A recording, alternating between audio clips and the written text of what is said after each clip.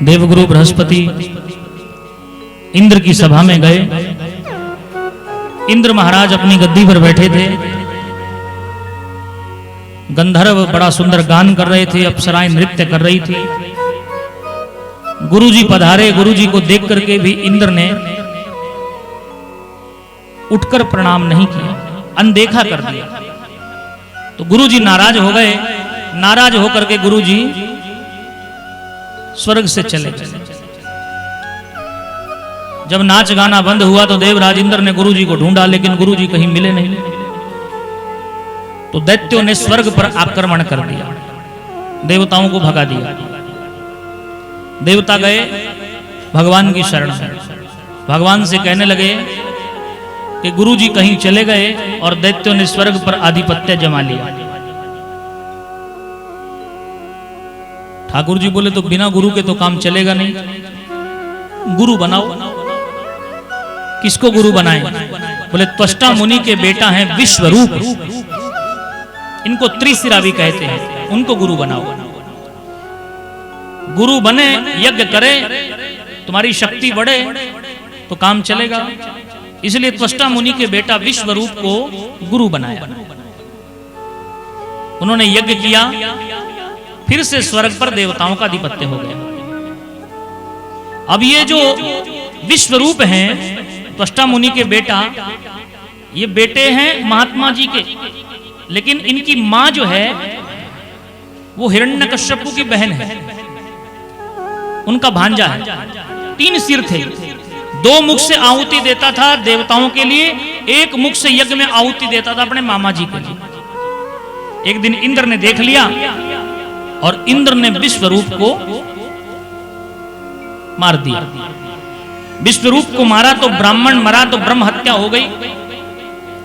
इंद्र को ब्रह्म हत्या लग गई। अब इंद्र महाराज दौड़े दौड़े घूमे कि ब्रह्म हत्या से कैसे बचे। तो इंद्र की उस ब्रह्म हत्या के 4 भाग किए गए।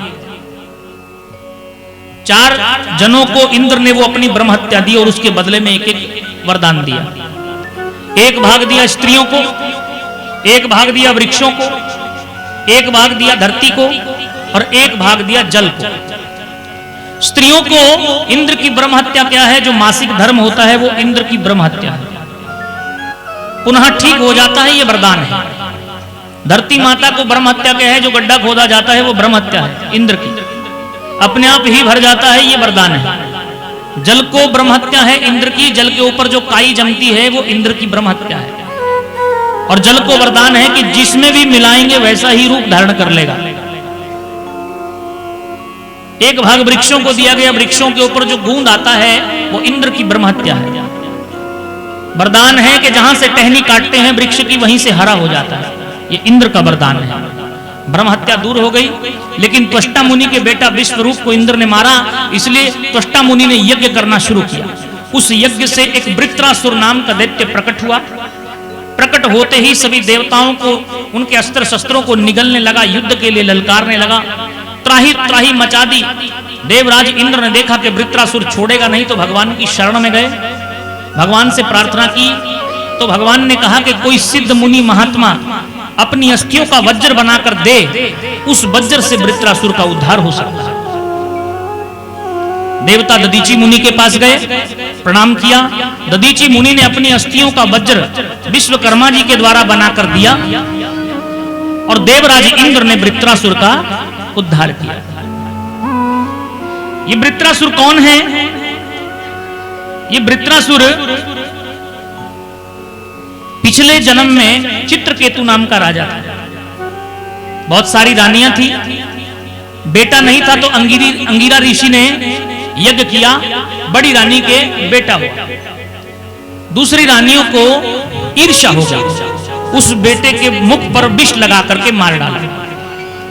बेटा मरा तो बड़ा शोक करने लगा। तो नारद जी आए, नारद जी ने समझाया शोक करने का कोई फायदा नहीं, न जाने ये बेटा तेरा कितने जन्मों में बना होगा और कितने जन्मों में तेरा बाप बना होगा। ज्ञानी जन ऐसे शोक नहीं करते, जीना और मरना तो सच है। बड़ा सुंदर उपदेश नारद जी ने किया तो वैराग्य हो गया। चित्रकेतु ने तप किया, और ऐसी शक्ति मिली कि तपोबल से कहीं भी जा सकता था। एक दिन कैलाश पर्वत पर पहुंच गया, भोलेनाथ के संग में मां पार्वती बैठी थी। पार्वती जी को देख करके चित्रकेतु ने कहा कि मैंने इतनी रानियों को त्याग दिया, छोड़ दिया, लेकिन ये भोले बाबा जो अपने आप को त्रिलोकी का नाथ कहते हैं, एक नहीं छूटती, अपने संग में लिए बैठे हैं।